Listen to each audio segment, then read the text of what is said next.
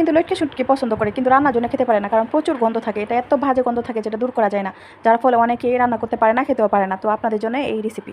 প্রথমে কিন্তু শুটকিগুলো অলরেডি লেবু পানিতে ভিজিয়ে রেখেছি, গরম পানি দিয়ে। তারপর আমি আস্ত রসুন দিয়ে দিলাম, তারপর পেঁয়াজ দিয়ে এটা ভালো করে আমি পেঁয়াজ রসুন আমি হালকা লাল করে ভেজে নেবো ভালো করে।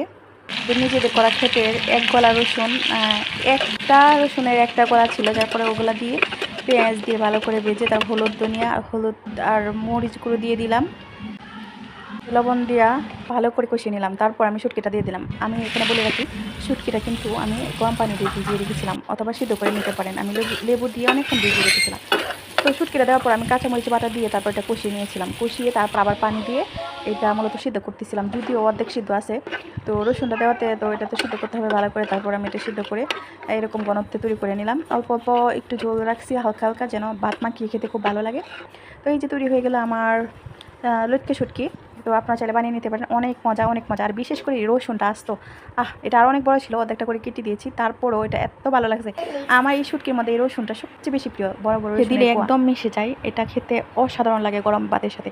তো আপনারা ট্রাই করবেন লটকে শুটকি, এইভাবে খেতে আপনাদের কখনো খারাপ লাগবে না, গন্ধ লাগবে না। তো ফলো করতে পারেন, ভালো লাগলে লাইক কমেন্ট শেয়ার করুন। ধন্যবাদ সবাইকে।